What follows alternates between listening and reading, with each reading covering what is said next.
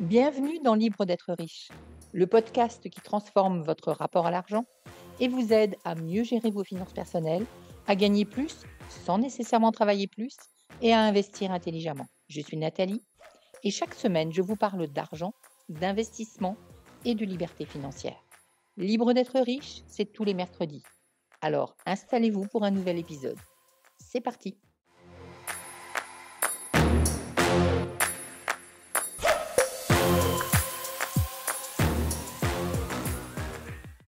Aujourd'hui, nous allons explorer la relation des femmes avec l'argent.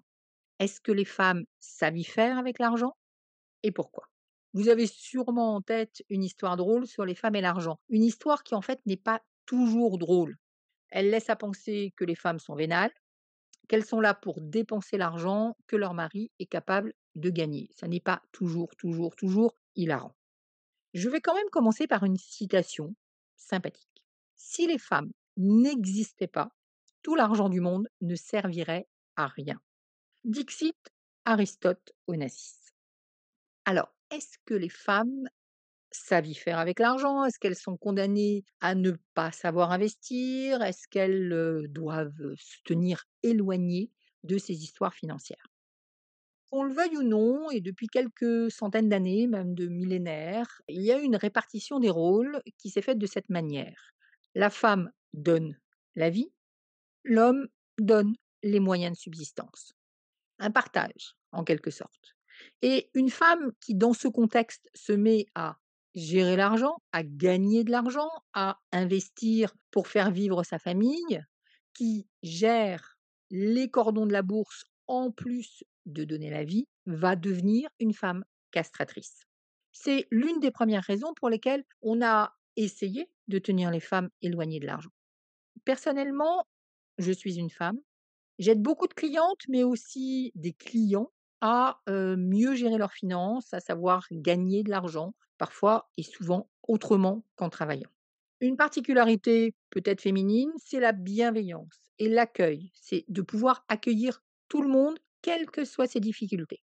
Pour autant, je parle d'argent, donc je ne suis pas castratrice, peut-être opposée à la bienveillance. Et donc si vous voulez entendre parler d'argent différemment, avec un point de vue féminin, je vous suggère vraiment de vous abonner à Libre d'être riche et puis de donner un avis ou une note à ce podcast. C'est un nouveau podcast et il a besoin d'un maximum de visibilité. La deuxième raison pour laquelle les femmes ont du mal avec l'argent ou peut-être s'en tiennent éloignées ou peut-être n'aiment pas y aller, c'est le mythe du prince charmant. Alors, on nous a appris, hein, nous en tant que femmes, qu'il fallait qu'on rêve du prince charmant. Et rêver du prince charmant, c'est quoi? C'est rêver d'une personne qui va s'occuper et gérer les problèmes pour nous, et notamment les problèmes financiers.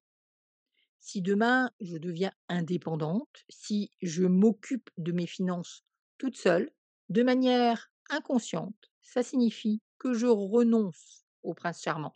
Je renonce au sauveur, je renonce à ce que quelqu'un vienne s'occuper de mes finances à ma place. Or, une personne qui s'occupe de vos finances à votre place, c'est quand même une position relativement sympathique. On va le dire, moins d'efforts à faire, l'argent arrive entre guillemets «tout seul», les problèmes de gestion, c'est pas pour vous, c'est pour les autres et oui, il va falloir y renoncer, c'est le prix de l'indépendance. Troisième chose que l'on note quand on parle de femmes et d'argent, c'est psychologiquement que les femmes sont plus attachées au sens que les hommes. Je parle de femmes et d'hommes, on pourrait parler d'anima et d'animus. Donc, animus étant le principe masculin, anima étant le principe féminin. Et effectivement, en tant que femme, vous pouvez avoir, et vous avez les deux principes à l'intérieur de vous, plus ou moins équilibrés. En tant qu'homme, vous avez les deux principes à l'intérieur de vous, plus ou moins équilibrés. Donc, forcément, si je dis les hommes, les femmes, je suis un minimum dans la caricature. Je devrais, mais c'est moins rapide, dire l'anima, l'animus. Donc, les femmes sont souvent plus attachées au sens. Elles ont besoin, pour avancer, de trouver le sens des choses. On pourrait dire que leur motivation est plutôt interne et par rapport à un investissement, c'est une motivation secondaire. C'est-à-dire, c'est quoi le sens? Je cherche le sens. Une fois que j'ai trouvé le sens, je vais aller chercher l'outil et l'outil, ça peut être l'investissement. Les hommes vont être beaucoup plus pragmatiques par rapport à ça et donc beaucoup plus aptes et rapides à passer à l'action. ils vont mettre en œuvre un mode d'emploi. Souvent, ça va être associé à de la prise de risque. Ils n'ont pas besoin d'aller chercher le sens derrière pour pouvoir se motiver à passer à l'action. Donc, beaucoup plus rapide. Autre chose que l'on va très souvent mettre en avant, le fait que les femmes sont plus tournées vers l'intérieur du foyer que vers l'extérieur. L'extérieur, ce sont les investissements. L'intérieur, c'est plutôt la gestion. Elles veulent protéger leurs cellules familiales, elles veulent protéger leurs enfants et donc elles seraient moins à même à prendre des risques. C'est une deuxième version de cet aspect, je cherche du sens par rapport à j'applique un mode d'emploi pour passer à l'action. Donc moins à même de prendre des risques, pour autant, toutes les femmes ne sont pas des femmes d'intérieur. Peut aussi être une femme d'extérieur, avoir envie de briller à l'extérieur de son foyer.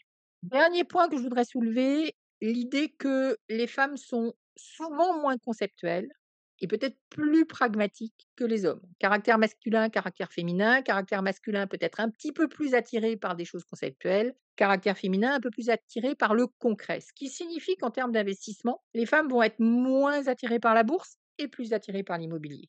Et que le côté concept de la bourse va plutôt fitter avec la psychologie masculine.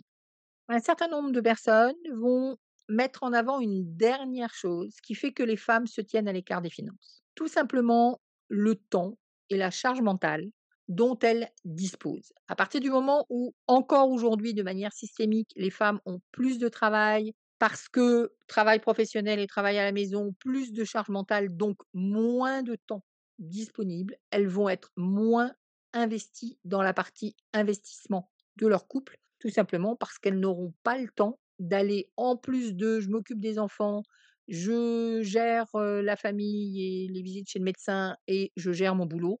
Je dois ensuite, m'intéresser à comment, j'investis, à aller chercher des investissements, à se former, à comprendre et cetera. Elles n'ont pas le temps et donc là, on est sur quelque chose qui est, pour l'instant, encore assez vrai dans le système de fonctionnement des hommes, des femmes, dans notre culture occidentale actuelle.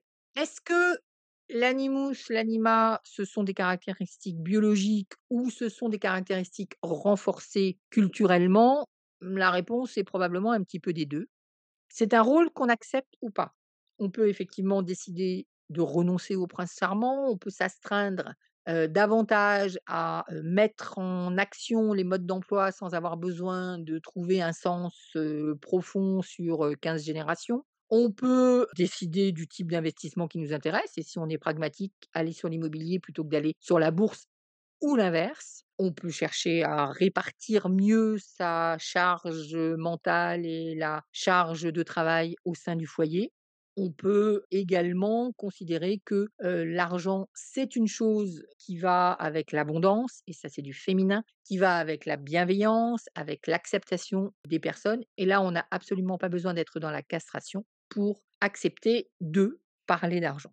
Il n'y a pas de fatalité derrière ça. Vous pouvez être une femme qui parle d'argent, vous pouvez être un homme qui accepte qu'une femme vous parle d'argent. Dites-moi ce que vous en pensez dans les commentaires. Merci de m'avoir écouté. Si cet épisode vous a plu, abonnez-vous dès maintenant sur votre plateforme de podcast préférée et prenez quelques secondes pour me laisser 5 étoiles et un avis. C'est grâce à vos retours que je peux créer du contenu toujours plus pertinent et vous accompagner au mieux dans votre voyage vers la liberté financière. On se retrouve mercredi prochain pour un nouvel épisode de Libre d'être riche.